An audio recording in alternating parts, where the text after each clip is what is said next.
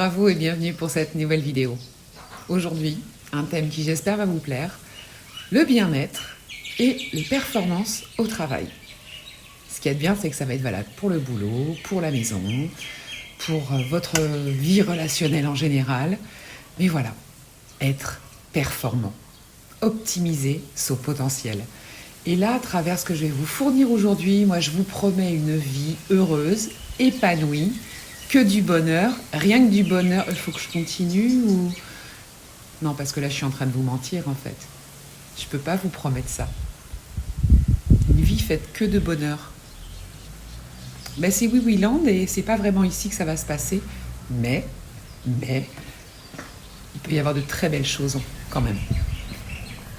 On nous parle beaucoup de développement personnel, de bien-être, de cette obligation de résultat, d'être parfait en tout et que tout se passe bien. Et il faut arrêter, c'est complètement utopique. Par contre, il y a des moyens d'améliorer les choses, de mieux appréhender son environnement. Par exemple, la méditation, excellente pour le corps et l'esprit. L'hypnose, excellente pour le corps et l'esprit. Les exercices de respiration, excellents pour le corps et l'esprit. Prendre soin de la qualité de son alimentation, excellent pour le corps et aussi pour l'esprit.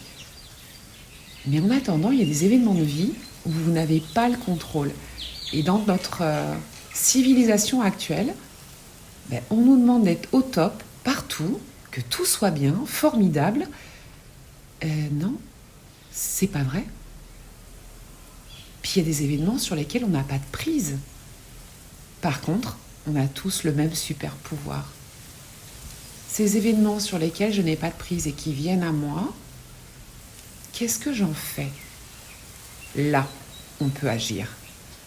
En fait, il faut arrêter de vouloir agir sur ce qu'on ne peut pas maîtriser, face auquel on est impuissant. Et ça, c'est la vie, c'est normal. Sauf qu'on veut tout maîtriser et ça coince. Complètement. Parfois jusqu'au burn-out. Et ça, quand je vois le nombre de personnes qui se fracassent autour de moi, ça me touche énormément. Alors, sur quoi avons-nous prise dans notre vie ? C'est simple, 4 choses, pas plus. La première, votre attention. Vous avez la capacité de porter votre attention sur ce qu'il y a autour de vous ou à l'intérieur de vous-même. Et ça, c'est quelque chose de magique. Ouais, vraiment. La deuxième chose, votre imagination. Votre cerveau ne fait pas la différence entre ce qui se passe sous vos yeux, dans la vraie vie, et les perceptions qu'il en a, et ce que vous imaginez. Alors je vous assure que votre imagination est quelque chose d'extrêmement puissante. D'ailleurs, vous le savez, les 3/4 du temps, c'est des scénarios de peur, des flips complètes. Vous jouez les choses en tête. Ça aussi, ça se rééduque. On peut le tourner en positif. Si vous êtes extrêmement énervé et que je vous dis « Vas-y, calme-toi », mais calme-toi quoi ? Vous allez faire comment pour vous calmer ? Par contre, si je vous dis « Ferme les yeux », imagine-toi dans un endroit où tu te sens bien, qui t'inspire la sérénité, la sécurité. Prête attention à tous les détails qui t'entourent. Si je vous demande juste après comment vous vous sentez, oui, là pour le coup, vous serez apaisé. Parce que votre cerveau, vous avez imaginé quelque chose et il y a un ressenti qui se fait directement au niveau de votre corps. L'autre chose sur laquelle vous pouvez influer, votre façon de penser. En étant négatif dans vos mots, dans vos propos, et en manquant aussi de bienveillance envers vous-même. Je vous assure que ça a un impact sur votre façon de voir les choses, sur votre perception et sur tout ce qui vous entoure. Un exemple. Quelques jours, j'avais un texte à écrire et syndrome de la page blanche. Je ne savais pas trop comment m'en sortir. Et je me refais un café, je m'installe, je renverse mon café, puis pas qu'un peu, juste à côté de mon clavier, je ronchonne en me disant « Super, la journée commence bien ». Et puis, je fais la cuisine, je prends de quoi éponger, je reviens. Donc la situation reste la même. J'ai juste méchamment renversé mon café sur la table, le café s'est répandu, sauf que sur la table, le café a formé un cœur parfait, je vous assure. Alors oui, on peut appeler ça un signe, un coup du hasard, etc. Mais ma perception de la situation a changé. J'ai toujours renversé mon café sur la table. Ça n'a pas changé. J'étais initialement contrariée. Et là, le fait de voir ce que ça avait donné, ça m'a fait sourire et ça m'a fait du bien. Ça m'a même permis d'écrire dessus juste après et de pouvoir boucler le papier alors que je souffrais du syndrome de la page blanche. Mais voilà. Ce que je veux vous dire, c'est qu'en fait, notre façon de penser est extrêmement importante. On peut avoir aussi des croyances limitantes, énormément de choses. Et penser positif, là pour l'exemple que je viens de vous donner, c'est une amie qui quand je lui ai raconté cette histoire qui l'a fait sourire, parce qu'on parlait des signes et des petits cœurs sur la table, elle me dit « Ah ouais, je vois que ça marche la pensée positive ». Et je lui dis « Attends, j'étais contrariée, je suis en train de te dire que je râlais ». Elle me dit « Oui, mais dans tes propos, t'as pas dit la journée commence mal. Tu t'es pas dit super, une journée de merde. Pardon pour les vilains mots. Hein. » Elle me dit non, tu t'es dit sarcastiquement super, la journée commence bien. Je l'avais même pas réalisé ça. En fait, moi, c'est un exercice que j'inclus tellement dans ma vie que même là, pensée positive. Le café est toujours sur la table, puis à proximité du clavier, les dégâts sont les mêmes. Mais de toute façon, c'est là. Et tout ça, qu'est-ce que j'en fais? Est-ce que je ruine ma journée qui suit ou pas? Sur votre lieu de travail, vous pouvez être confronté à différentes problématiques. Votre perception de la situation et la façon d'aborder les choses est fondamentale. Vous savez, quand on reçoit une critique, elle peut être de deux ordres. Constructive, ou sinon, elle révèle une des peurs de la personne qui est en face, tout simplement. Si ça vous touche, travaillez sur la confiance en soi, l'estime de soi, par exemple.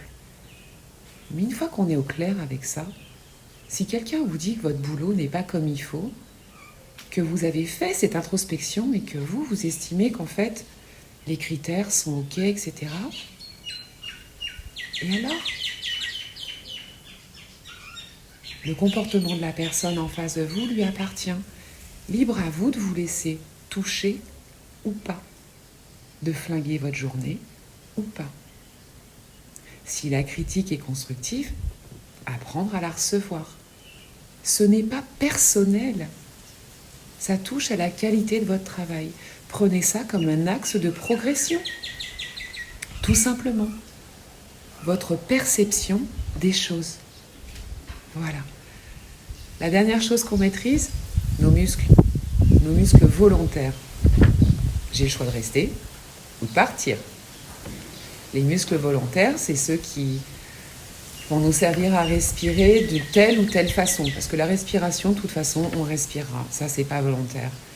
Par contre, prêtez attention à sa respiration pour se recentrer, faire de la cohérence cardiaque, par exemple. Ça, c'est les muscles volontaires. Il y a plein de petits exercices comme ça. Je ferai des shorts prochainement pour vous aider à vous accompagner sur ce chemin-là. Vous êtes des super créateurs. Ce super pouvoir, il est en vous. Ça demande du travail, en effet. Ça demande de voir les choses d'une autre façon, de prendre un peu de recul sur les situations. Donc je vous répète, votre attention. Faites attention là où vous la focalisez. Vous la focalisez sur le négatif? Super. Vous verrez que le négatif. Comme quand on vous parle d'un grand tableau blanc avec un point noir dessus. Je crois que c'est un enseignant qui avait fait ça. Les élèves ont fait des super dissertations sur le point noir. Et tout le reste du blanc, personne n'en a parlé. Gardez ça en tête. Votre imagination, je vous rappelle que les 3/4 du temps, elle vous sert à faire des scénarios complètement flippants. Faites-en du positif. Votre cerveau vous remerciera. Votre corps aussi d'ailleurs. Votre façon de penser, ça aussi, ça se rééduque. Et puis prenez soin de votre corps. De l'exercice, une bonne qualité nutritionnelle, bonne qualité de sommeil, et vous verrez, votre bien-être au boulot va nettement, nettement s'améliorer. Et pas seulement au travail, dans votre vie personnelle, dans votre vie relationnelle également. Allez, un petit exercice à faire. Je vous encourage vraiment à vous y tenir. On a tous des petits agendas qui traînent, un petit truc qu'on peut avoir chez son banquier, chez son pharmacien ou autre. Tous les jours, marquez une phrase positive de ce que vous avez vu ou de ce qui vous a plu dans la journée. Parce que même si la journée a été compliquée, il y a forcément eu quelque chose de positif. Et là, vous êtes en train de chercher et certains d'entre vous me diront « Non, je vois pas ». Ben moi, ce matin, ça a été un sourire échangé avec une personne que je ne connais absolument pas. Et ce sourire m'a beaucoup touchée. Ça a été l'attention d'une personne quand je suis allée m'acheter à manger. Elle a une petite attention, c'est une commerçante, je la connais pas. Mais la petite attention supplémentaire qu'elle a eue pour moi, qu'elle ne connaît pas, ben ça m'a touchée. J'ai vu un couple de personnes âgées se tenir la main. Et il y a eu un échange de regards. Ben ça, c'était beau. Ben ça, c'est ce que je pourrais mettre ce soir, mais la journée n'est pas terminée. Je n'ai pas encore choisi quel joli moment je partagerai dans mon carnet. La deuxième chose à mettre dans ce carnet, dans la ligne juste en dessous, quelque chose que j'ai aimé en moi aujourd'hui. Physiquement ou dans mon comportement, dans mes pensées. Tous les jours, faites ça. Au bout d'une semaine, 1 mois, 6 mois, quand vous reprendrez votre carnet, vous avez accumulé ces choses positives. Vous rééduquez en même temps votre cerveau, votre esprit. Et ce qu'il y a dans l'esprit, ça passe dans la matière, on le sait bien. Je vous laisse méditer là-dessus et je vous dis à très très bientôt pour une prochaine vidéo. Au revoir.